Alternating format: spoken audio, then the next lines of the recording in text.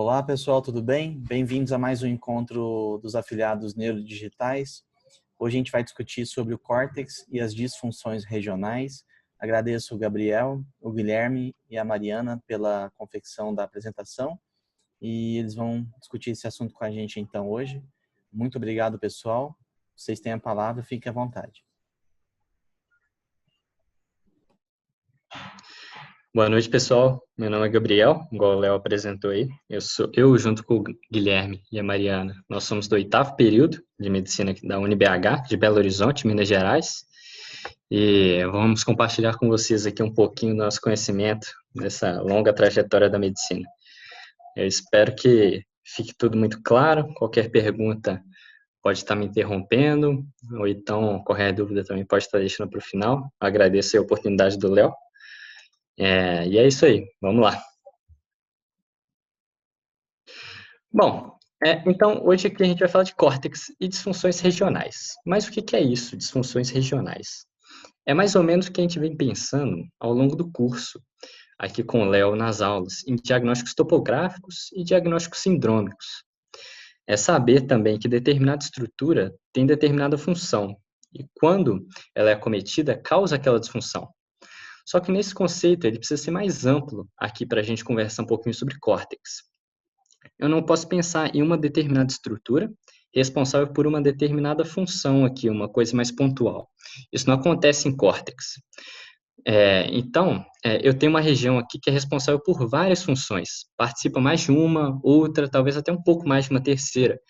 E assim por diante. Várias estruturas integradas para realizar uma única função. Isso é o córtex. E não tem nada melhor para mim começar falando aqui sobre o caso de Phineas Cage. Eu não sei se vocês tiveram oportunidade de ouvir falar desse caso, mas é um pouquinho sobre a história da medicina aqui. Bom, se ninguém tiver conhecido ou já ouvido falar, eu vou falar um pouquinho aqui. Bom, o ano era 1848 e Phineas Cage era um trabalhador da via férrea dos Estados Unidos. E ele está com essa foto aí do crânio sendo atingido, porque uma barra de ferro ele entrou na região malar esquerda da cabeça do paciente, atravessando a órbita e saindo pelo osso frontal, bem aí em cima, do jeito que vocês estão vendo aqui na imagem. Então, olha a data aí, 1848. Imagina a neurocirurgia dessa época. Ele foi acometido com uma coisa muito grave. Se hoje a gente já espanta com umas coisas assim, imagina nessa época como é que foi, né? Bom, o fato é que ele foi levado para o hospital, retiraram o corpo estranho dele e ele sobreviveu, né? Só que quando ele saiu do hospital, ele mudou o jeito de ser. Por isso essa frase aí, Cage não era mais Cage. O relato o relato do caso dele é que ele era uma pessoa tímida, era casado, tinha uma vida social assim mais pacata, característica aí, de uma pessoa do interior, né? Mas depois que ele operou do trauma, ele passou a ser uma pessoa mais extrovertida, brigona, tinha uma labilidade emocional muito grande, variava muito. Uma hora que ele estava rindo, outra hora ele estava chorando. Então ele mudou o jeito de ser do dia a dia. Ele não teve nenhum déficit motor. Óbvio que ele perdeu o olho pelo trajeto da barra. Dá para vocês entenderem aí. Mas ele conseguia fazer as atividades diárias. Andava para qualquer lado. A única coisa que mudou foi o comportamento. Então, depois disso, passaram a associar aí lesão de lobo frontal a comportamento. Isso foi visto na cirurgia, visto claramente. Que quem foi lesado foi o lobo frontal do paciente, do lado esquerdo em especial. Bom, depois disso, com a evolução das técnicas, tecnologia, aí foi se fazendo um mapeamento do córtex, né, em regiões funcionais, que a gente vai ver mais para frente. Primeiro a gente considerava só lobos, depois a gente passou a considerar os giros, as partes específicas de giros, e depois dividir ele em várias fragmentações. Então é isso que eu vou passar aqui hoje para vocês, durante a aula. Vamos começar falando aqui então sobre córtex cerebral. Mas primeiro, antes de começar falando propriamente do córtex, a gente vai relembrar aqui um pouquinho. Existe uma teoria denominada teoria citoarquitetônica, que sugere que o desenvolvimento cerebral ela se inicia a partir de uma única camada celular primordial e aí, a partir de diferenciações, migrações, maturação, os neurônios eles formam outras camadas, outras 5 camadas, totalizando 6 camadas. Essa é uma característica que é inata dos mamíferos, tá? Os outros animais, o cérebro reptiliano não é desse jeito. E isso seria assim a aprimoração mais complexa dos animais, principalmente dos mamíferos, né? Existem vários processos mais complexos por volta dessa teoria que eu não vou entrar muito aqui, que não é o nosso objetivo, mas vale a pena dar uma conferida. Deixei esse artigo aqui super interessante. Depois, se alguém tiver interesse, pode estar me mandando uma mensagem aí que eu mando o artigo, tá certo? Bom, então é isso. Aqui a gente tem uma diferenciação do encéfalo, primeiramente, lá só relembrando um pouquinho, após a neurulação. A gente tem aí o prosencéfalo, que é a estrutura mais rostral, ele se projeta em duas vesículas telecefálicas, que vão vir a formar depois os hemisférios cerebrais, né? O mesencéfalo, ele se aprimora, né? E desenvolve seu processo lá de maturação, e o rumencéfalo, ele forma mais adiante cerebelo, ponte e bulbo. Também não vou entrar nesse detalhe aqui agora. Vamos falar aqui, então, propriamente sobre córtex. E por que eu falei isso tudo com vocês aqui? Talvez seja porque quando a gente é formado, o córtex, ele é dessa maneira aqui. Deixa eu ver só um minuto, deixa eu ver se eu consigo mostrar a canetinha aqui. Isso, consegui. Beleza. Então, quando a gente é formado, o córtex, ele é formado dessa maneira aqui, lisinho. Só que para a nossa espécie, a gente precisa de muito mais tecido do que um córtex liso pode proporcionar. E o que isso aconteceu para chegar até aqui? Bom, para ganhar mais espaço, começaram a surgir as dobras, essas várias dobrinhas que a gente está vendo aí. Essa superfície do córtex, que inicialmente era lisa, passou a ter um monte de circunvoluções, e as circunvoluções se chamam giros. Esse talvez seja a primeira etimologia aí. Giros são circunvoluções. O espaço entre as circunvoluções é chamado de sulcos. E fissuras? Fissuras também. Mas então qual que é a diferença de um sulco para uma fissura? No sulco, eu vou ter uma placa de tecido que se dobra sobre ela mesma. E na fissura, eu tenho uma estrutura de um lado, outra estrutura de outro lado, com aquele espaço ali entre elas. A gente vai ver isso aqui mais para frente. A famosa aqui, ó, fissura de Silvius. Oi? Gabriel, desculpa te interromper. Tá tendo muito barulho de fundo aí de cachorro. Você consegue dar uma abafada nisso? Deixa eu ver se eu consigo ajustar a Tranquilo. sensibilidade no microfone.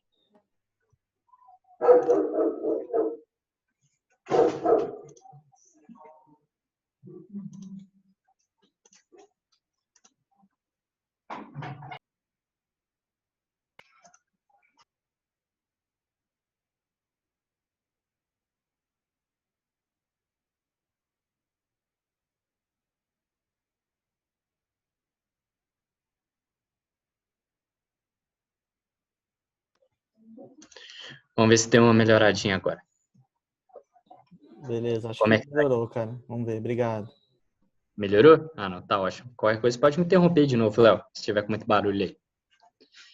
Bom, beleza aqui. Tava falando aqui basicamente da diferença entre sulcos e fissuras. Bom, aí que com isso, a natureza ela ganhou espaço, começou a se dobrar, tudo lá dentro. E aí a gente começou a colocar mais tecido dentro aí da cavidade craniana. Para o nosso desespero de acadêmico, cada giro tem um nome. E cada giro tem várias partes com vários nomes diferentes. Cada sulco tem um nome e cada parte de sulco tem um nome. E por que a gente precisa saber disso de forma geral? Cada região tem funções específicas que a gente vai precisar conhecer. Então é por isso que a gente tem que saber os vários nomezinhos aí, que eu vou falar alguns mais principais aqui com vocês. Isso aí que você falou é legal, cara. Pro nosso desespero tem que saber os nomes. Quando eu tava na faculdade também, eu tinha essa sensação, né? Puta que pariu, como é que esse tanto de Cara, é curvinha muito aqui nome. tem. E como é que é possível saber os nomes certinhos? E cada paciente tem a curvinha de um jeito, né? Cada cérebro é diferente do outro. Exatamente. É isso Mas que eu ia falar aqui agora. isso tudo, pessoal, é treinamento. E quando a gente, falando da radiologia, né? Quando a gente está estudando seccionalmente, né? Principalmente no método axial, que a gente é o que mais vê, e a gente vai vendo tanto, tanto, tanto, que isso vai ficando fácil. Não é que fica fácil, você vai acostumando e fica meio que medular, assim. E uma vez aprendido, ótimo, porque a anatomia é um negócio que dificilmente muda, né? Então, se pelas primeiras vezes, assim, dá um desespero, isso que eu acabei de falar talvez dê um alívio, né? Porque uma vez aprendido, muito difícil de mudar, né? Vai lá, cara. Exatamente. Mas é isso mesmo, Léo.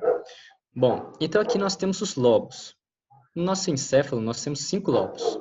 E essa altura do campeonato, vocês já sabem que os lobos, eles têm o nome, o motivo do nome dos lobos é a associação com os, com exceção aí da ínsula. Ela chama ínsula por causa de ilha. E porque ela fica exatamente no meio aí do encéfalo. A gente vai falar um pouquinho mais sobre elas. A ínsula ela fica escondidinha aí, ó, na transição entre temporal, frontal e parietal, né? E aqui é curioso, que eu tinha falado no slide anterior, a questão do cérebro ser lisinho daquele jeito, né? Existe uma doença, uma malformação do sistema nervoso central, que ela se chama lisencefalia, que é esse quadro aqui, ó, essa foto aqui. Só uma curiosidade aqui. Nesse caso aqui, o encéfalo ele é formado, igual vocês estão vendo, só que ele não desenvolve os sulcos e giros, que se esperaria que ele desenvolvesse no cérebro adulto. Então, o paciente ele tem um atraso cognitivo enorme. Pode ter aí perda motora, vocês estão vendo aí, praticamente não tem, né, um giro pré-central aí, pós-central, e diversos outros giros ele também não tem, né? Então, a sintomatologia dele pode ser enorme, né? Vai depender de cada paciente, né? Tem que saber individualizar aí nessa questão. E essa distribuição de giros e sulcos, igual o Léo falou, às vezes é muito instintiva, né? A gente identifica lá o lobo e a partir daí várias outras estruturas a gente define. Deixa eu ver se tem aqui. Por exemplo, aqui, ó. Você estuda aí no Atlas, bonitinho, aqui o cérebro desse jeito, mas a maneira correta da gente estudar isso não é ver pelo Atlas, né? O correto seria a gente pegar a peça, ficar namorando a peça lá, até ficar medular mesmo. Tem que acostumar o olho, porque quando a gente vai estudar a imagem, ela é bonitinha aqui, igual a do Netter. Agora, quando a gente vai ver na realidade, o que a gente tem é isso aqui. Não é fácil, não é nada fácil. Então, para quem está começando a estudar neuro agora, e quer pegar os nomes todos certinhos aí para aprender tudo, eu indico esse Atlas aqui, ó, da Unicamp, que eu estudei por ele no segundo período, quando eu fiz neuroanatomia, e me ajudou demais. Porque no caso aqui da gente da Uni, a gente não tinha tanto acesso, assim, às peças reais aqui mesmo. Para estudar em casa é sensacional. Se alguém conhecer aí depois, dá a opinião aí da experiência que teve. É isso. Bom, eu vou começar falando aqui umas particularidades de cada lobo. E aí, se vocês tiverem uma dúvida em algum lobo específico, vocês interrompem aí, só mandar pergunta. E o lobo frontal, vou começar falando dele, ele tem algumas funções que vocês já conhecem. Talvez aí, lembrando lá do caso do Phineas Cage, o comportamento, né? E além do comportamento, a motricidade também, primária e secundária. E aí, por que a gente tem essa divisão de primária e secundária? Motricidade primária, ela refere-se à região aqui do giro pré-central. Essa parte vermelhinha aqui, ó, bonitinha. E a motricidade secundária, ela se refere às estruturas anteriores ao giro pré-central. Então, o giro pré-central ele seria motricidade primária e todo o resto do giro frontal, obviamente que não todo ele, mas grande parte dele seria relacionada à motricidade secundária. E os limites aqui entre lobos frontal e parietal é o sulco central. Essa linha que está passando aqui após o giro pré-central. Ela está separando aqui, ó, giro pré-central, eu tenho o sulco central e o giro pós-central. Depois a gente vai falar do giro pós-central. O pré-central, motricidade. É basicamente isso que a gente tem que saber. E aí vem um cara para complicar nossa vida de estudante, chama Brodmann.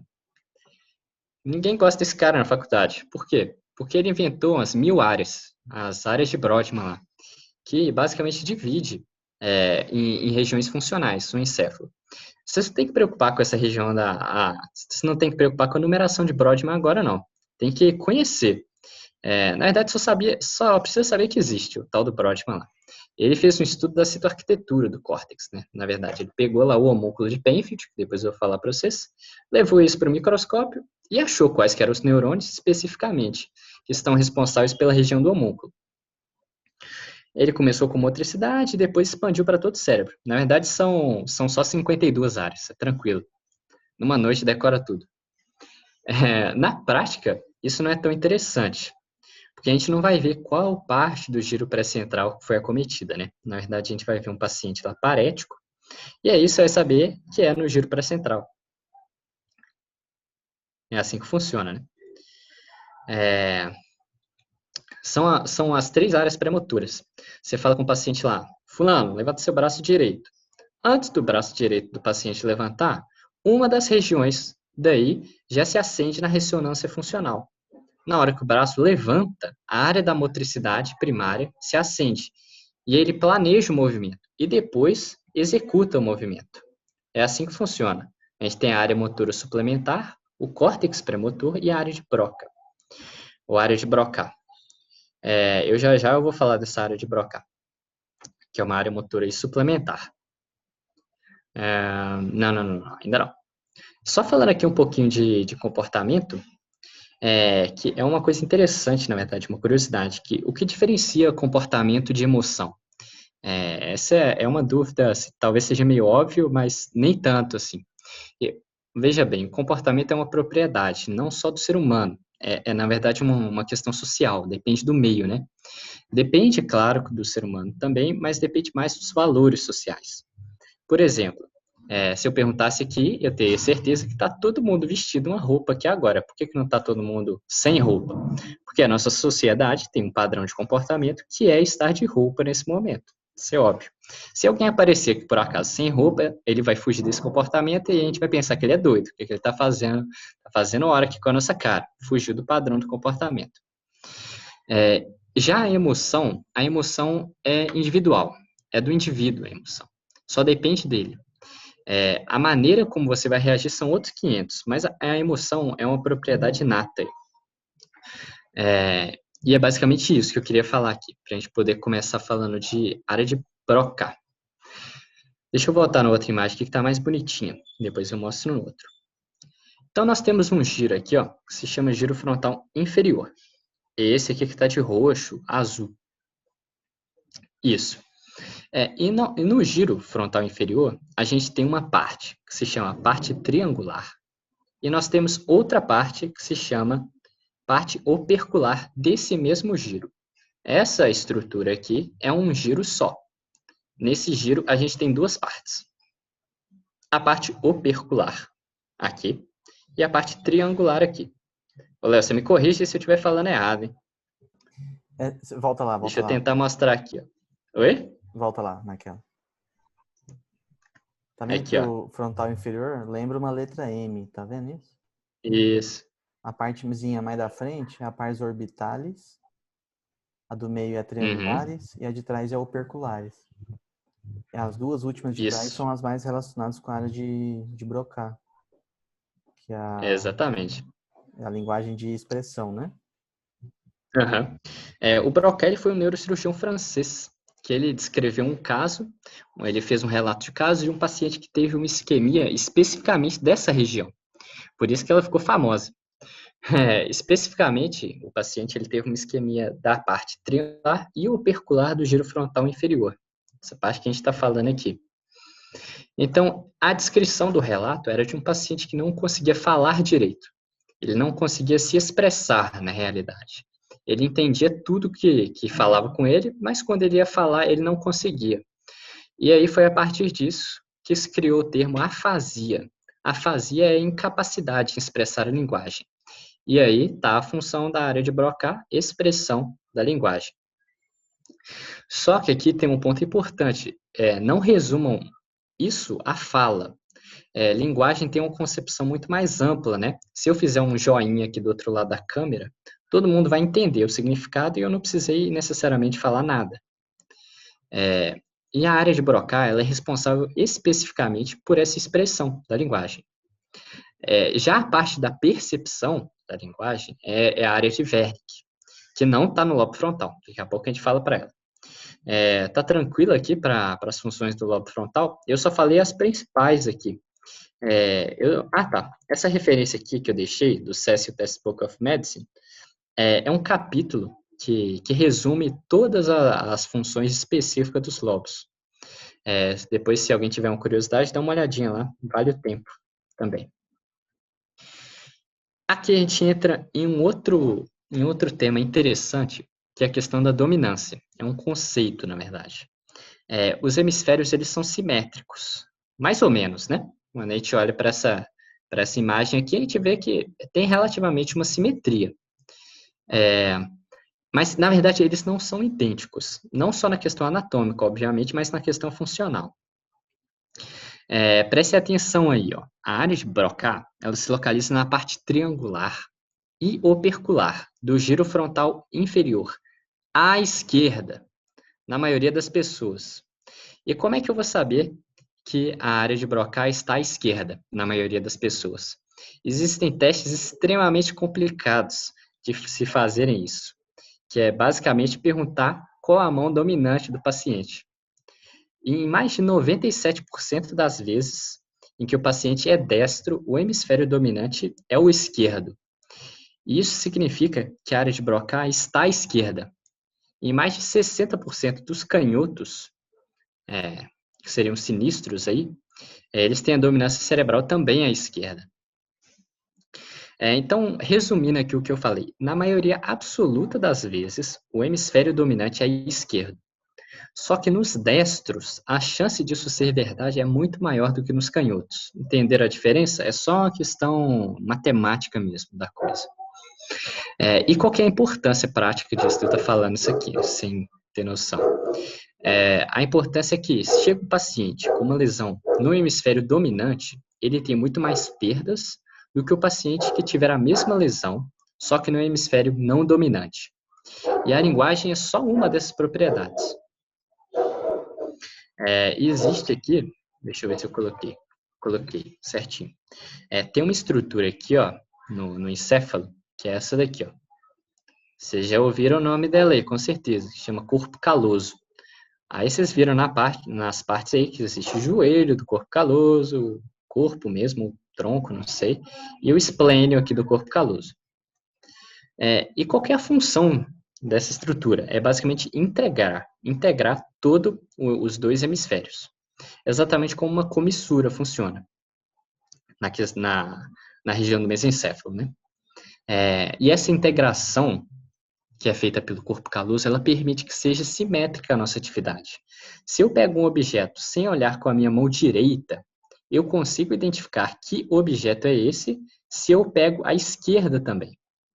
Deu para entender? E se eu fizer esse procedimento aqui que está nessa figura, que se chama calosotomia, em um paciente, isso é feito, às vezes, em paciente com epilepsia. É um procedimento que é uma possibilidade de ser feito, né? Uma epilepsia não controlada grave, obviamente, né? Claro que não é qualquer caso de epilepsia. Então, se eu tenho uma lesão de corpo caloso, eu não vou conseguir fazer essa diferenciação. Eu vou ter uma diferença funcional entre os hemisférios. Eu não vou lesar nada de sensibilidade, mas o reconhecimento que acontece no hemisfério dominante, a questão da interpretação vai ser prejudicada. Como eu cortei o corpo caloso aí, eu não vou conseguir fazer mais essa integração entre os dois hemisférios, eu vou perder essa propriedade. E essa diferença ela não se limita só à questão da linguagem, mas como é a característica mais importante da área de Broca, eu falei basicamente só dela. Alguma dúvida aí? Então vamos para o mais fácil de todos, occipital. O occipital é esse lobozinho bonitinho que fica aqui atrás. E é um lobo que tem uma função exclusiva, talvez. Posso dizer assim, que ele tem uma função exclusiva, que é a divisão. Todo lobo occipital, ele serve para a faculdade de enxergar, com a diferenciação do mesmo jeito naquela questão do lobo frontal, em áreas primárias e áreas secundárias.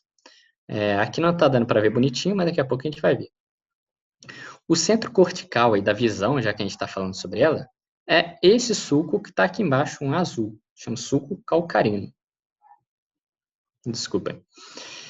Aqui embaixo eu não consegui ver, porque eu precisava de uma visão inferior, né? Uma visão mais caudal. Então, eu consegui ver só aqui, tirando o cerebelo, para poder enxergar. Beleza. As vias aferentes da informação da visão, elas chegam nos lábios superiores e inferiores aqui do sulco calcaríneo. Então, essa aí é a área sensitiva primária da visão, está apresentada aí para vocês. Todo o resto do lobo occipital é área secundária e terciária. Fácil desse jeito. Então, como é que funciona isso na prática? Você vê uma placa de pare, por exemplo, interpreta aquilo, pisa no freio. As vias aferentes e eferentes da visão, elas dependem da associação de nervos cranianos, obviamente, que é tema aí de, eu acho que, se eu não me engano, da próxima aula. Então, eu não vou entrar nesse assunto aqui, não. Vou falar basicamente só isso mesmo. Simbora? Lobo temporal. O lobo temporal é um pouquinho mais complexo, na verdade. Ele tem muito mais funções e a gente tem que entender isso localmente. Vou apresentar aqui primeiro. O lobo temporal é esse aqui, ó. Ele está logo abaixo aqui, ó, da fissura silviana, o sulco lateral. Ele separa aqui o sulco lateral. Ele separa o lobo temporal do lobo parietal do lobo frontal. Basicamente isso. O lobo frontal ele tem grande parte das estruturas que são responsáveis pela nossa memória. Sim, exatamente. Além da linguagem, tem também memória. E a principal estrutura que é responsável pela fixação na memória seria o hipocampo. Essa estrutura bonitinha aqui, ó, que na neuroanatomia a gente aprende lá como cavalo marinho. Eu nunca enxerguei esse cavalo marinho, mas sempre me falaram, quando vinha lá no corte axial, um cavalo marinho era o hipocampo. Sóbrio é difícil. Eu não sei como é que... Gabriel. Oi? Sóbrio é difícil de ver mesmo. Bem complicado. Tô brincando. Deixa eu só pegar esse gancho. E não sei se você vai falar também depois, que você falou dos lobos. A gente também considera agora o lobo límbico também, né? Tem Sim. funções muito específicas, né? Então, o hipocampo, os giros dos cíngulos, as ínsulas, tá? Também é um outro lobo que a gente considera, além daqueles mais clássicos que você falou naquele slide inicial. Claro. Eu acho que eu vou falar um pouquinho dele resumido aqui mais para frente. Beleza. Aproveitando o gancho aí, o Léo falando sobre sistema límbico, qual que seria a função, então, do sistema límbico, né? Basicamente, a gente pensa em emoção. Aqui também vale ressaltar, falar um pouquinho sobre o circuito de Papez, que está envolvido aí no processo de memória, junto aí com o hipocampo, a amígdala, tálamo, várias estruturas aí que fazem parte do circuito de Papez, que eu não vou entrar nessa parte específica, vou falar um pouquinho só mais resumido mesmo. E o circuito de Papez, ele faz parte do sistema límbico, só falando sobre isso.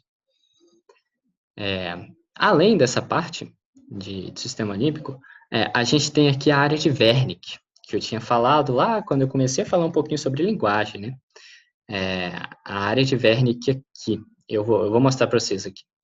Ela tem relação com a área de Broca, só que ela é mais difusa, ela não é tão específica assim, igual na área de Broca. Ela está logo nessa transição aqui, ó, entre lobo temporal e lobo parietal. A gente tem aqui a fissura de Sylvius, né? Ela separando o frontal, do parietal, do temporal. E aqui no finalzinho do sulco eu tenho o giro angular, provavelmente deve ser esse aqui, eu imagino. E logo em seguida a gente tem o giro supramarginal. Eu acredito também. Volta lá. Aí onde você está apontando aí, ó, é o giro supramarginal. Então eu troquei. Que faz esse ganchinho. Esse aqui é o giro tá supramarginal. Aí o de trás, parecido com ele, é o angular. Esse. Eu sempre troco os dois também, eles são muito parecidos aí, né? Ó, eu memorizei assim, ó. Tá vendo que o giro supramarginal, ele circunda a fissura de Sylvius, esse ramo mais posterior da fissura de Sylvius. Então, ele tá na margem da fissura. Então, é o supramarginal. Interessante. Tá? Exatamente. Supramarginal e aqui o angular. E aí, logo em seguida também... é isso. O giro angular e o supramarginal. Essa área de transição que eu estou falando aqui para vocês é a área de Wernicke. Ela não é tão específica assim, no Atlas assim, bonitinho. Talvez no Atlas seja assim, mas no paciente não é assim que funciona. ela tem a função de perceber a linguagem. Vou explicar mais ou menos como é que funciona isso de perceber. Ela funciona em oposição à área de Broca. Broca, eu ia falar Broca. De Broca. Enquanto a área de Broca e tem a função de expressão, aqui a gente tem a função de percepção, na área de Verne. Ela é mais específica mesmo, ela pode chegar até no frontal ou no parietal, enfim. Ela varia muito de indivíduo aí para indivíduo, anatomicamente. Então é isso, voltando aqui um pouquinho. Como eu falei, existe a área de expressão de linguagem e a área de percepção da linguagem. Se uma expressa e a outra percebe, como é que essas áreas aqui comunicam? Se elas estão longe, assim, né? Uma está aqui e a outra está aqui. Quem faz essa comunicação da área de Broca com a área de Wernicke é uma estrutura que se chama fascículo arqueado. A gente não está vendo ele aqui, não. Não está aqui no córtex, não. Depois eu vou ver se tem uma imagem melhor para mostrar. Mas eu acredito que não. O fascículo arqueado, igual eu falei, ele não está no córtex, ele está, na verdade, na substância branca. São fibras, igual aquelas fibras que chegam lá da visão mesmo, que eu esqueci o nome. Elas saem de uma dessas regiões e vão para outra, nos dois sentidos. Broca-Wernicke, Wernicke-Broca. E aí, nesse sentido, as afasias de linguagem, elas podem acontecer por lesões na área de Broca, na área de Wernicke ou no fascículo arqueado. E aí, se eu tiver com um paciente com afasia de expressão, afasia motora ou afasia de Broca, que são sinônimos, o paciente se manifesta perdendo a capacidade de expressar. Vou dar um exemplo aqui, por exemplo, esse exemplo do caso 32 aqui é engraçado. Engraçado não, na verdade é triste, né? Mas um paciente chega lá no pronto-socorro, e aí você, como médico lá do pronto-socorro, pergunta qual que é o seu nome. E aí o paciente responde 32. Você acha que ele está de zoeira com você, e aí você pergunta a idade para ele. Ele também fala 32. Você achando que ele está doido da cabeça, você pergunta se ele está sentindo alguma coisa, e ele novamente responde 32. Se você ousar perguntar de novo o que está acontecendo, ele vai responder 32 de novo. Esse tipo de paciente, ele tem uma das várias formas de afasia de expressão. A gente entende perfeitamente o 32, certo? Mas ela, na verdade, a paciente, ela não consegue expressar a linguagem. Entenda o que ela quer falar. Ela quer falar o nome, ela quer falar a idade, só que ela não consegue. Ela não tinha lesão da área de Wernicke, então ela entendeu a pergunta, obviamente. Ela processou a pergunta, e aí quando ela tentou expressar, saiu uma coisa diferente. Tem uma curiosidade, é que, nesse caso, será que a pessoa percebe que ela está falando 32? Essa é uma questão interessante. Ela percebe sim, porque ela fala, ela escuta o que ela está falando. Então, imagina a aflição do paciente, a angústia. Ele entende o que ele quer falar, só que ele não consegue falar. E isso é uma coisa que a gente tem que ficar ligado, porque quando a gente tranquiliza o paciente, sabe que tem ciência do que está acontecendo, ele fica mais tranquilo e aí a comunicação flui, né? Você vai tentar comunicar de um outro jeito e tentar interpretar o que ele quer dizer. E vale aqui também ressaltar que nem sempre a afasia de linguagem, o paciente perde exclusivamente linguagem escrita, tá? Igual eu falei a questão lá do joinha, pode ser que talvez ele também não entenda dessa forma. Um outro tipo de afasia é a questão de... Tem um termo que se chama anomia. Vou dar um exemplo aqui, por exemplo. Você entrega um pente desse de cabelo mesmo, na mão do paciente. Ele sabe o que é aquilo. Obviamente, ele sabe que é um pente, sabe para que serve, para pentear o cabelo. Então, ele vai lá, pega o pente na sua mão, penteia o cabelo. Você pergunta para ele, qual que é o nome disso aí que o senhor pegou? Aí ele responde, não sei. Na verdade, ele sabe, melhor dizendo. Ele sabe sim o que é, mas ele não consegue falar, ele não consegue nomear. Daí vem a expressão anomia. Uma outra forma de afasia de expressão aqui, a forma mais comum, é que o paciente não consegue montar uma linguagem. Ele produz sons incompreensíveis, mas que não expressam necessariamente o que ele quer dizer. Um outro caso interessante também é um caso de lesão de artéria cerebral média. A gente ainda vai falar a questão de vascularização mais para frente, mas rapidinho aqui, resumindo, a artéria cerebral média, ela faz a vascularização desse espaço aqui. Na verdade, desse espaço aqui, da área de Broca, na cerebral média. Então, se eu tiver uma isquemia muito específica de um dos ramos da artéria cerebral média, lembrando que isso aqui é um caso muito específico, eu posso ter uma lesão que vai pegar só a parte central da área de Broca, onde eu estou apontando aqui com o cursor. Ó. Então, essa lesão pegaria somente essa área aqui, mais central mesmo. E a afasia que esse paciente, que necessariamente fala mais de uma língua, então ele aprendeu a falar português, né? É um brasileiro, ele nasceu aprendendo a falar português, a língua materna dele é o português, e aí ao longo da escola, da vida, enfim, ele aprendeu aí inglês, espanhol, italiano, por exemplo. Então a afasia que esse paciente vai ter, necessariamente que fala mais de uma língua, consiste em que ele pare de falar na língua materna. Extremamente bizarro isso. Não é que ele vai inventar uma outra língua, ele começa a falar em inglês. Basicamente, obviamente que ele já falava inglês, ele só perde a capacidade de falar na língua materna. Eu trouxe isso aqui porque eu achei extremamente curioso. Eu nunca vi, obviamente, um paciente desse, deve ser extremamente raro. Não sei se o senhor já viu, Léo, mas é uma condição muito rara. Mas o que acontece quando a gente nasce, para eu poder explicar essa questão? Quando nasce, aí o bebê vai lá, começa a formar a linguagem. O bebê, a criança, começa a formar a linguagem. A criança não nasce enxergando, ela tem uma adaptação, né, uma mielinização. E logo após disso acontece que ela ouve o pai falando, a tia falando lá, gritando na sala, ela vê um brinquedo, vê a mãe rindo, e aí começa a linguagem, começa a desenvolver a linguagem. O bebê percebe quando ele chora, ele come, e aí vai se comunicando dessa maneira. Quando a gente começa a nossa linguagem mais formal, em palavras, no nosso idioma materno, uma parte mais central da área de Broca é o local onde é fixada a nossa linguagem, no sistema nervoso central. Se eu aprendo uma linguagem depois disso, após, por exemplo, os 4 anos de idade, essa capacidade de comunicar das línguas, por exemplo, inglês, espanhol, enfim, vai para as periferias da área inicial, entendeu? Para ficar claro? Então, a área de Broca no centro é formada aí pela linguagem materna, as outras linguagens que vão sendo aprendidas ao longo da vida, elas vão ocupando as partes mais periféricas. Então, se eu perdi só a parte central, eu mantive as periféricas, então eu consigo continuar a me comunicar. Em outras línguas, obviamente, na língua materna, não. Claro que dá para voltar a aprender a língua materna, só que isso vai ser difícil, da mesma dificuldade que você tem em aprender outra língua, por exemplo, se você quer aprender japonês, é difícil, vai ser a mesma coisa.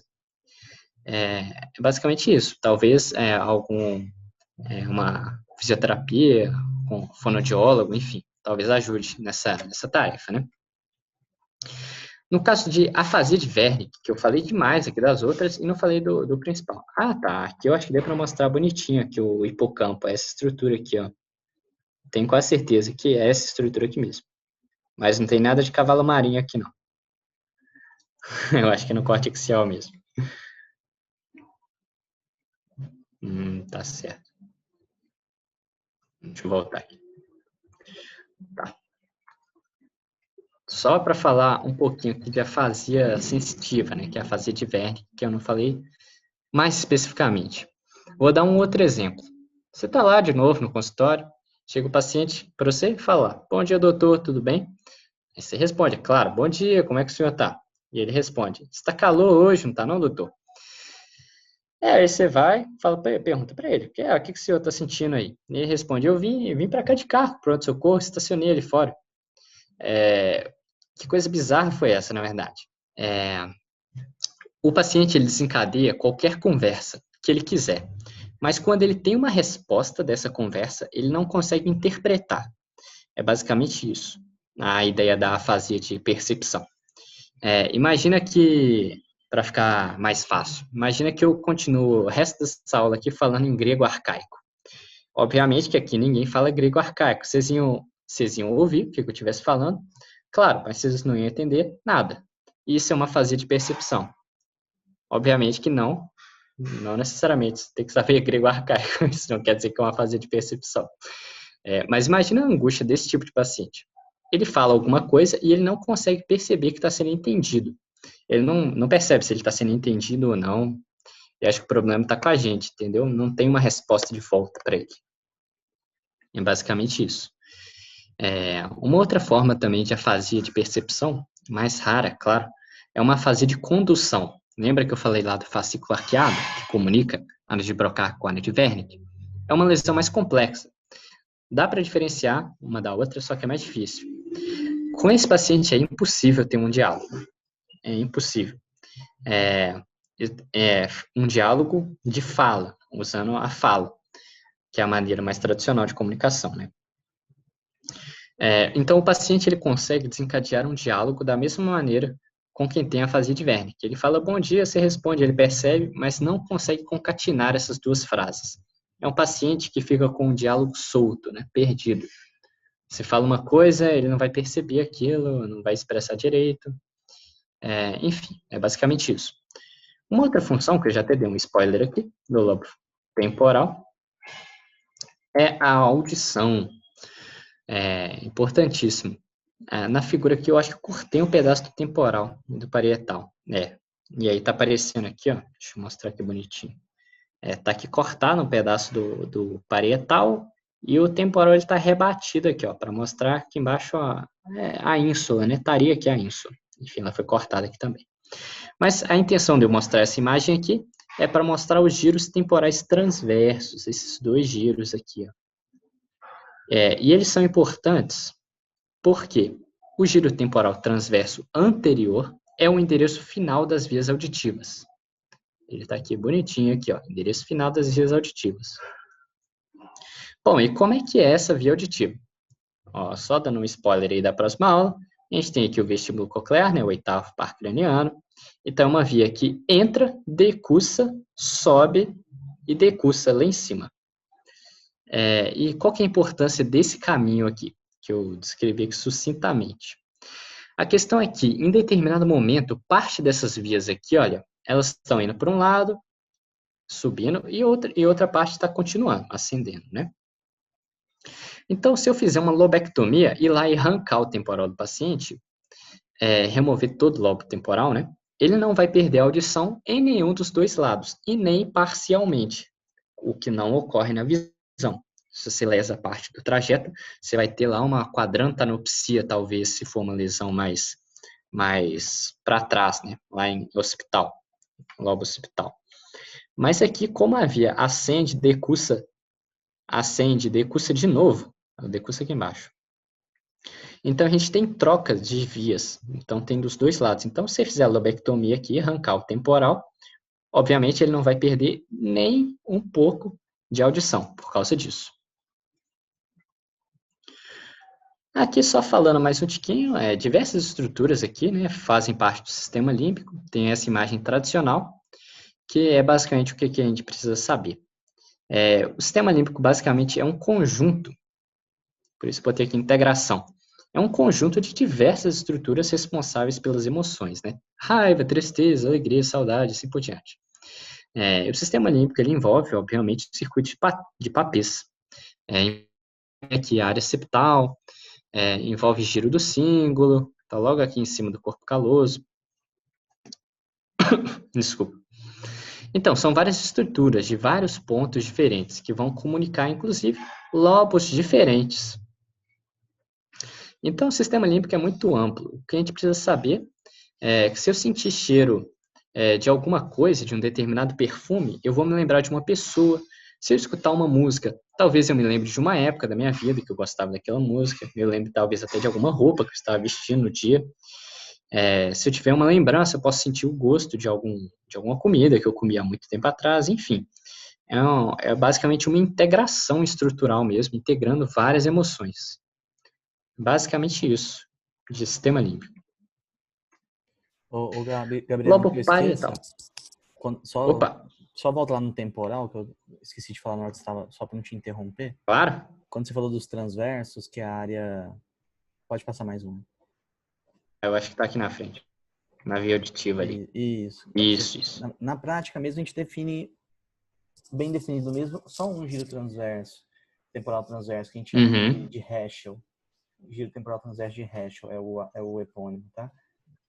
Ah, não, certo. E você explicou tudo certinho aí, a área responsável pela audição aí, primária.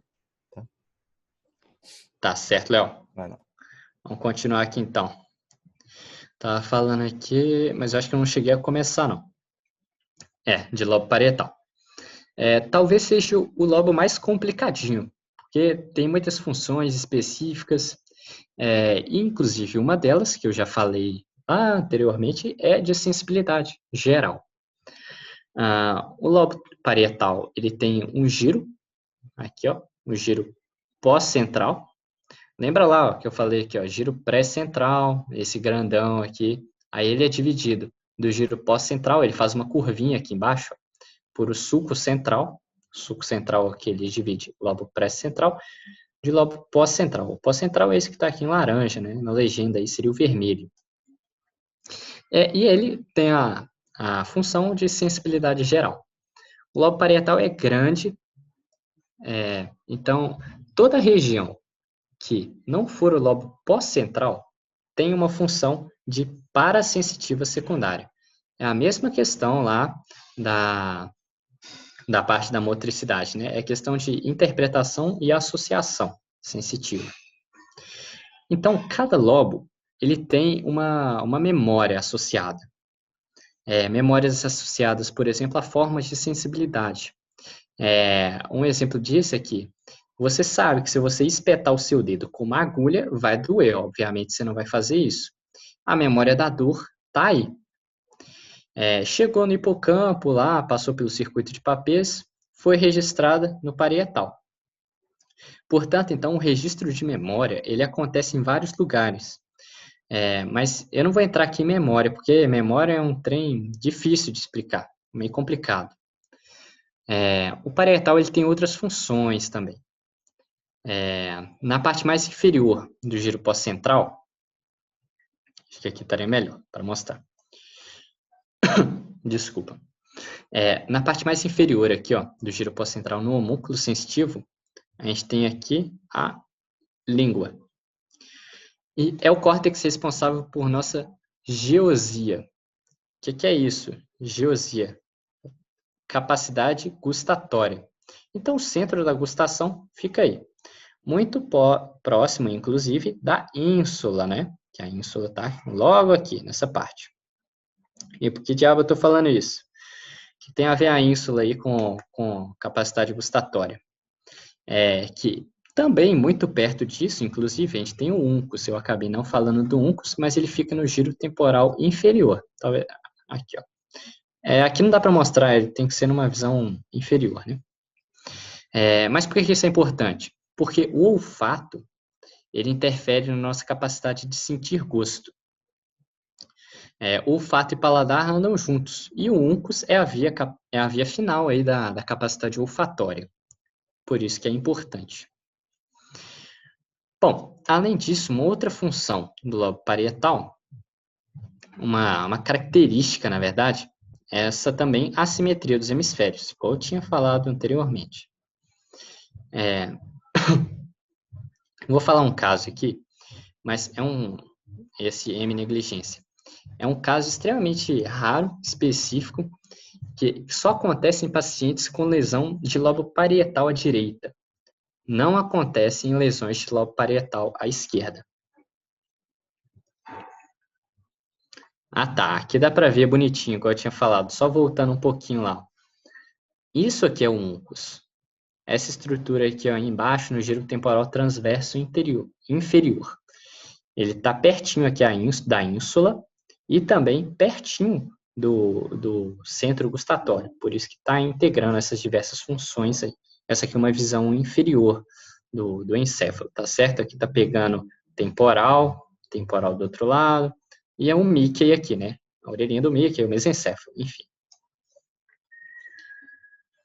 Deixa eu ver se... não, pera. Não tá mostrando. Não, sacanagem.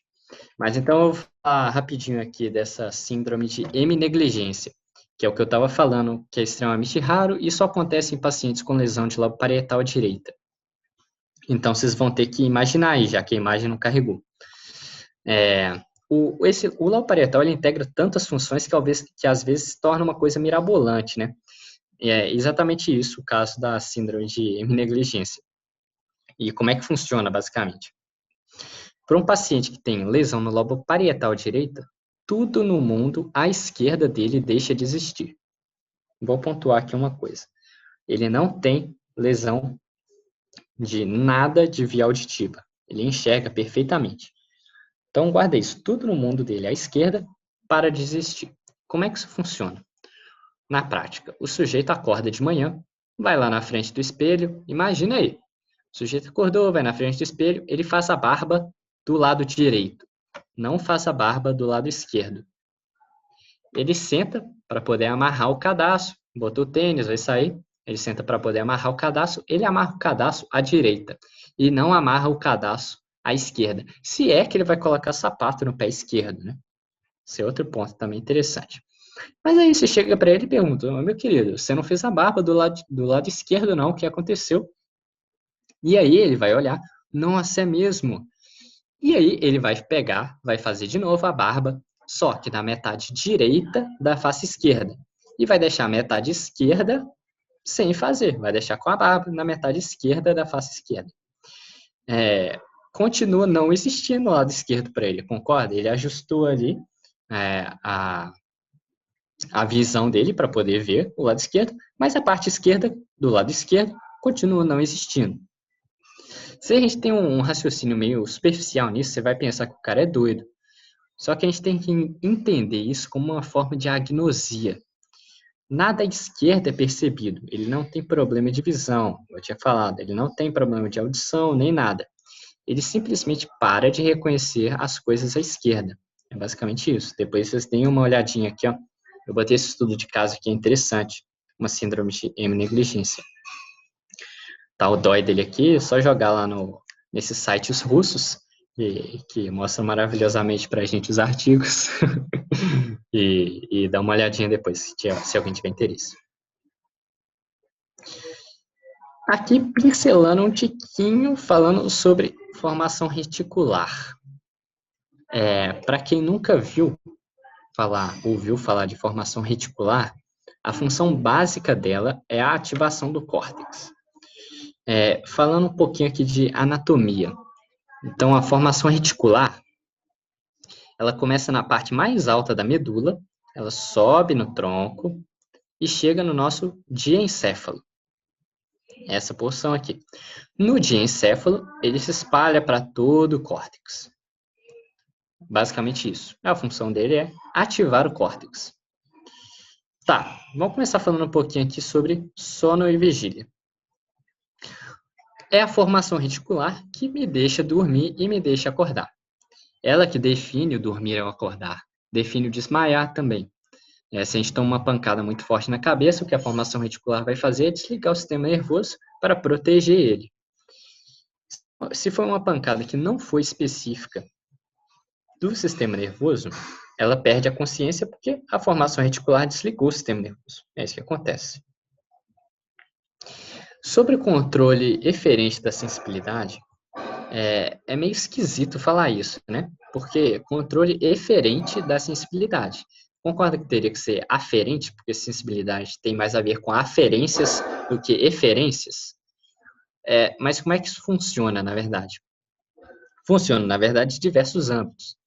Voltar aqui a falar um pouquinho sobre o sono e vigília. Por exemplo, todo mundo aqui, exceto alguns que estão quase dormindo com a cabeça no teclado, estão escutando perfeitamente o que eu estou falando.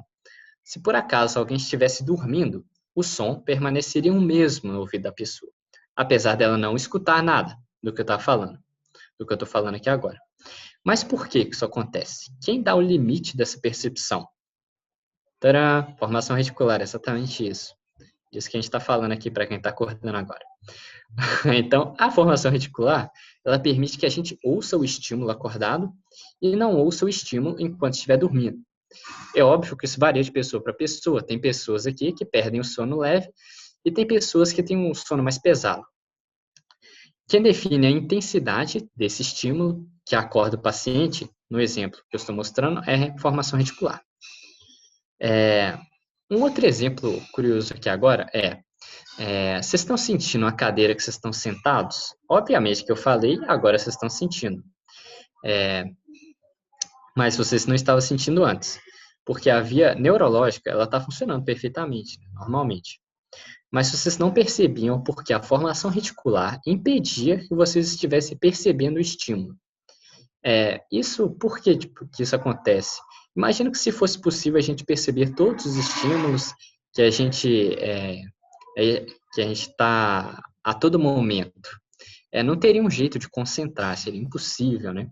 Então, é por isso que a formação reticular inibe nesses estímulos, de perceber que a gente está sentado, perceber que a gente está respirando, enfim. Em relação à audição, tem um ponto curioso. O sujeito que ele tem surdez por lesão cortical bilateral, no exemplo, um sujeito que perdeu o lobo temporal, dos dois lados, claro. Ele vai ter o que a gente chama de anacusia bilateral. Ele, obviamente, é surdo de nascença, né? Então, enquanto ele está dormindo, ele é surdo. Mas se você fizer um barulho, com toda certeza ele acorda. Por que ele acorda? Porque o nervo, o oitavo nervo, o vestíbulo coclear, ele está íntegro, né? E a ponte com os núcleos cocleares, na verdade é bulbo, né? Não é ponte, é bulbo mesmo. Com os núcleos cocleares, tá funcionando bonitinho, as vias do tronco também. E quem está no tronco, já que está tudo funcionando? Formação reticular, exatamente. Desculpa. Então, se estimulou a formação reticular, o que aconteceu é que teve uma ativação do córtex. E aí ele desperta. Por isso que o surdo, quando está dormindo, se você faz um barulho, ele acorda. Na realidade, obviamente que ele não escutou o som. Quem acordou ele foi a formação reticular. Entendido aí, pessoal? Em relação a emoções e sistema nervoso autônomo, a formação reticular ela participa de emoções de forma secundária. Ela tem uma função muito próxima do sistema nervoso autônomo, que é na efetivação autonômica da resposta emotiva. Que diabo é isso? Se a gente chora, escorrem lágrimas. Se a gente fica com raiva, a pupila dilata. Tudo tem participação da formação reticular. E ela faz as conexões aí com o hipotálamo, enfim. Em relação ao nervoso endócrino, pela mesma conexão com o hipotálamo, igual eu acabei de falar, a formação reticular vai lá e participa do nosso ciclo de sono e vigília, tá certo? Por causa disso, ela interfere também no aumento e diminuição de produção endócrina. Na produção, por exemplo, de ocitocina, ADH, e também na produção indireta hormonal aí pelo controle de adenohipófise. Em relação ao controle motor, essa também é outra particularidade interessante. Aí é uma pergunta para reflexão. Quando a gente está andando normalmente na rua, saindo de casa, indo para o trabalho, indo para a faculdade, isso é uma atividade voluntária ou é uma atividade reflexa? E aí eu vou falar para vocês que inicialmente é uma atividade voluntária. Em seguida, ela vira uma atividade reflexa. Sim, esse é o conceito. A mesma coisa com mastigar. Você começa a mastigar, depois você não intenciona. Eu vou continuar mastigando aqui. Isso mantém normalmente, sem precisar pensar que você está mastigando ali. Acabou a comida na boca? Beleza, para de mastigar. É assim que funciona o controle motor em relação à formação articular. O controle de atividades reflexas complexas, né? E não tem nada a ver com arco reflexo aqui, na verdade, que a gente fala quando a gente fala de medula. E, finalmente, territórios vasculares. A aula está acabando, segura aí, galera. Territórios vasculares é importantíssimo para o dia a dia. É a última coisa que eu vou falar aqui, então, presta atenção. Ó, a gente tem que conhecer aqui o circuito arterial do cérebro. Deixa eu ver se eu botei a imagem aqui bonitinha. Botei. Essa imagem a gente tem que aprender. É o polígono de Willis. Para quem não conhece, está apresentado aí. E a função do polígono de Willis é a irrigação do encéfalo. São 5 vasos principais que fazem essa irrigação. Vou começar do começo aqui, ó. A gente tem carótida interna aqui, tá certo? Vocês já sabem disso, a carótida comum, ela bifurca, né, em artéria carótida externa e interna. Vou te mostrar aqui. Aqui, ó. Tá, aqui, ó, carótida comum, veio aqui, bifurcou. Carótida interna e carótida externa. Carótida externa vai irrigar aí a parte externa do crânio, mandíbula, maxila, enfim. E a carótida interna vai irrigar o encéfalo. Deixa eu voltar aqui para o polígono bonitinho. Beleza. Então, a gente está lá na carótida interna, igual eu estava falando, ela se bifurca. A carótida interna, ela se bifurca em cerebral média e cerebral anterior. A cerebral média é a continuação natural da carótida interna e a cerebral anterior é essa que vem aqui por cima. Aí tem outras aqui também que vão... A comunicante, a única função da comunicante é comunicar, por isso ela tem esse nome, ela não irriga nada, ela só comunica. Enfim, essa aqui é basicamente a irrigação da parte anterior do encéfalo. E é isso. A continuação aqui da cerebral anterior... Não, minto. É isso, a comunicação da cerebral anterior é uma artéria que ela vai chamar pericalosa. A gente vai ver ela mais para frente. Eu acho que eu botei uma imagem bonitinha dela. Então, isso aqui que eu falei, basicamente, é a circulação anterior do cérebro, do encéfalo, na realidade.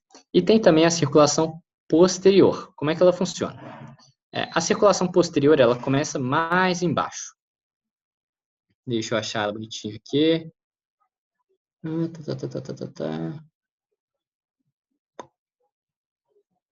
Isso, essa aqui, a grandona aqui. Ó. As artérias vertebrais. As vertebrais, as duas, né? A esquerda, geralmente, é mais calibrosa. E as duas, elas se unem para formar a basilar. Tá. Só lembrando aqui um pouquinho da anato, a vertebral, ela vem da subclávia, né? E é isso. Então, as duas vertebrais, elas se unem para formar a artéria basilar. Basilar porque ela passa na base da ponte. A ponte está logo aqui, atrás dela.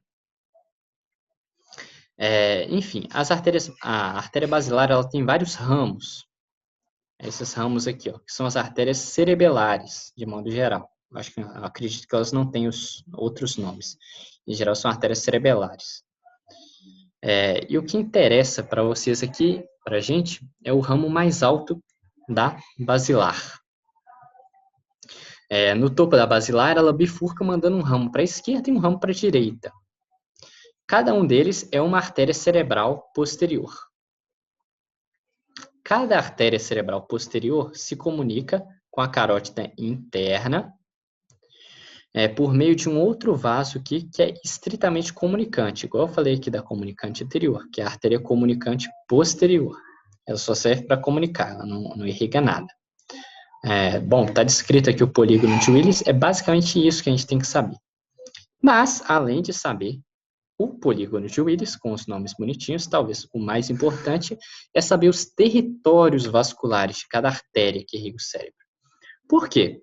Obviamente, porque se o paciente ele tiver uma isquemia ou uma hemorragia nesses vasos, vocês vão saber pela manifestação clínica. Você não tem que necessariamente fazer uma imagem para saber onde está a lesão.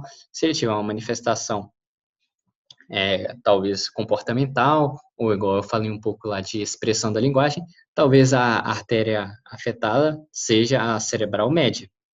É por isso. Então, quando chega um paciente com hemiparesia à direita, afasia de expressão, paralisia facial central à direita, o que a gente vai pensar que é? Cerebral média. Estou falando porque eu decorei. Na verdade, a gente vai saber que a cerebral média foi lesada. Gabriel, tá me ouvindo? Isso talvez seja o caso mais comum, o AVC mais comum que existe é o de artéria cerebral média. Hemiparesia direita. Tá me ouvindo, cara? Ô, tô ouvindo, Léo. Não, só te perguntar, você que sabe todos os slides, você consegue finalizar até 7h30, porque eu tenho outro compromisso. Claro, claro. Consegue? Tá no finalzinho mesmo.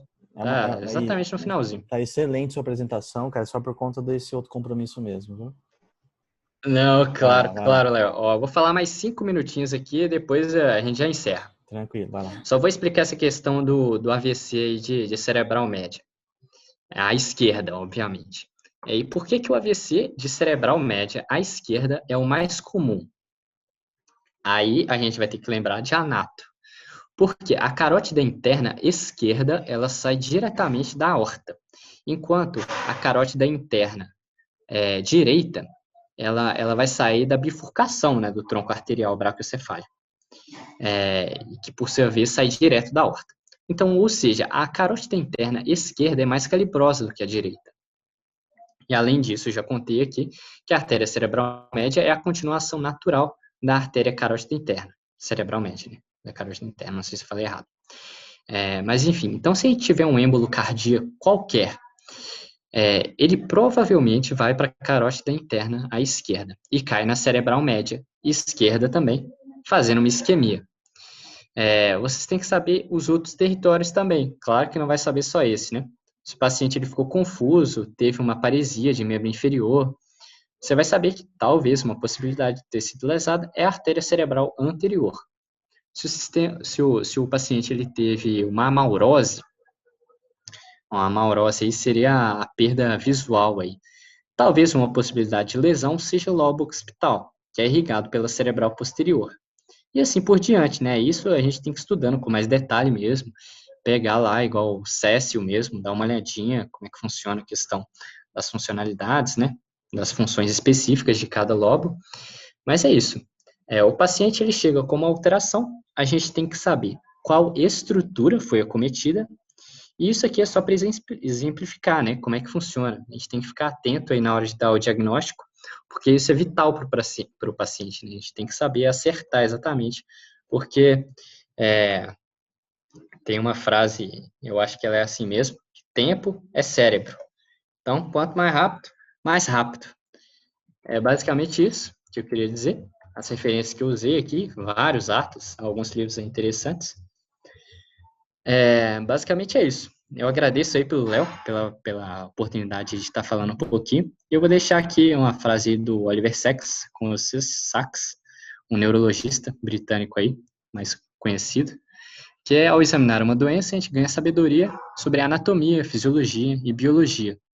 Quando a gente examina um paciente com a doença, a gente ganha sabedoria sobre a vida. Bom, é isso. Sou Gabriel, obrigado aí. Tá aí meu contato, se alguém precisar tirar alguma dúvida, enfim. Obrigado aí, pessoal. Também agradeço meus colegas aí, Mariana e Guilherme, que me ajudaram com essa apresentação. Espero que tenha ficado tudo muito claro. E é isso. Parabéns, cara. Gabriel, foi espetacular sua apresentação, um trabalho que vocês fizeram juntos aí, com a Mari e com o outro colega. Eu vou só descompartilhar aqui a tela, tá? Tá Ô, certo, tá gente, certo. só lembrando, colocando uma informação que ficou faltando, na parte de afasias, é importante a gente lembrar que a gente não pode confundir em momento algum as afasias de condução ou afasia de Wernicke com surdez. Em momento algum a gente pode confundir, tá bom? Porque a via Exatamente. auditiva vai estar totalmente preservada nesses casos. Joia, perfeito, Mari. Obrigado. Vocês têm alguma pergunta para Mari, para o Gabriel? Vamos ligar as câmeras rapidinho, por favor? Como sempre.